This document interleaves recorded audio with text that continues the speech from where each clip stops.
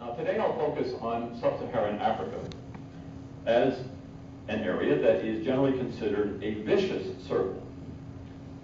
And I'm going to look at the land and the peoples and the states living south of the Sahara, and essentially this south of this line here. There are 42 independent states on the mainland in this region, plus 6 islands, 2 of them in the Atlantic and 4 in the Indian Ocean. This comes to 48, which is about exactly 1/4 of all the member states of the United Nations. When I say the region, or even when I say Africa, it is to this sub-Saharan set of 48 countries that I'll be referring. Now today I'm going to ask 4 questions. First, what is the evidence for bad news from sub-Saharan Africa? 2, what are some widely held, but I would regard as implausible, if not incorrect, explanations for that bad news? And 3, what do I think are some plausible, reasonably valid explanations? And finally, to get to today's topic before Sylvia stands up and tells me I'm through, is there any good news amidst the bad? I'll preface my answer to that last question right now. Actually, there's quite a bit of good news, ranging from bad things that are no longer occurring, that counts as pretty good, to many items that are positive on the economic and the political front. Not everywhere, but there's positive news amounting to a self-reinforcing virtuous circle concentrated in 17 countries that author Stephen Rabelais, whose book Emerging Africa, How 17 Countries Are Leading the Way, he's identified these countries as ones where you're beginning to get elements of the virtuous circle. The problem is we don't know about this because the media are already convinced that we are, that ain't nothing going on that's good. I remember talking with Newsweek correspondent Marcus Mabry, Stanford graduate, who at that time was Africa correspondent for Newsweek. He would write stories about a few little good things that were happening. They hit the cutting floor in the New York headquarters of Newsweek. And the editors told, look, people don't expect that. They don't want that. They want to hear how terrible this place is.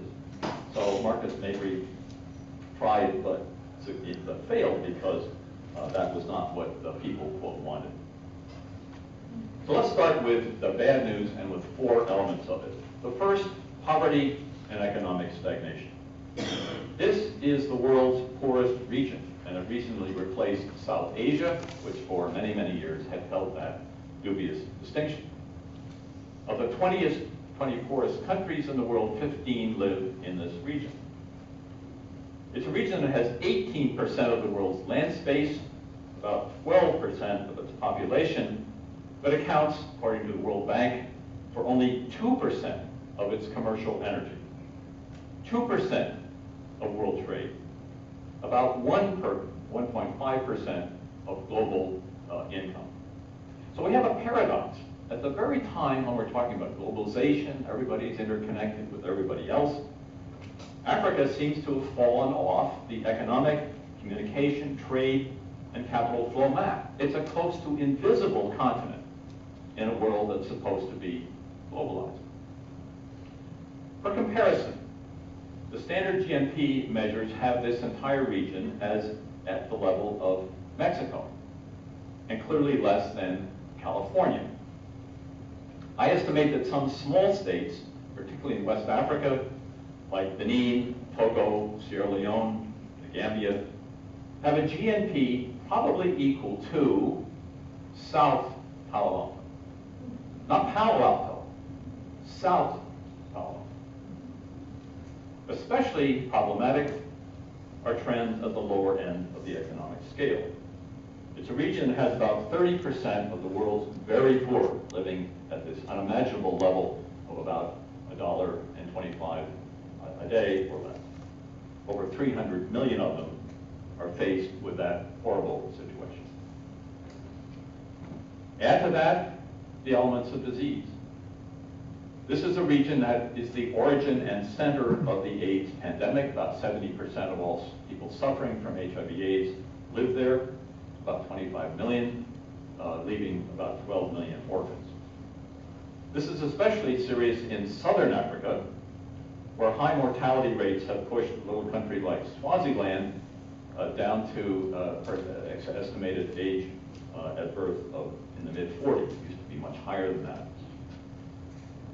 The region also is a source of other fatal and often debilitating diseases, malaria, especially the falciparum variety, which is lethal, causing about 800,000 African children a year to die.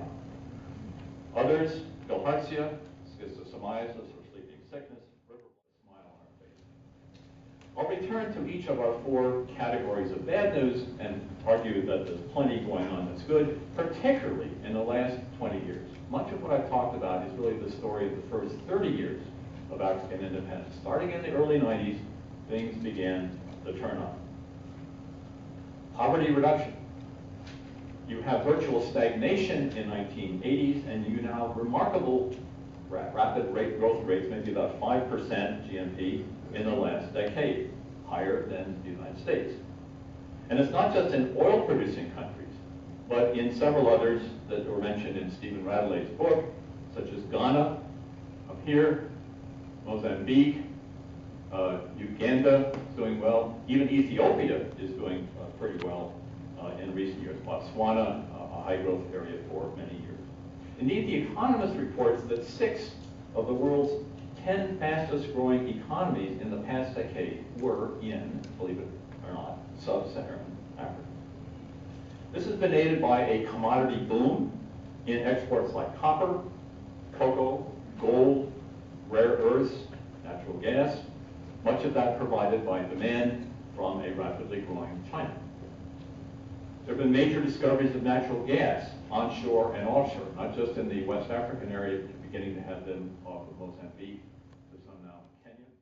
From a continent about which we overgeneralize to countries about which we can make much more specific comments, whether positive or negative.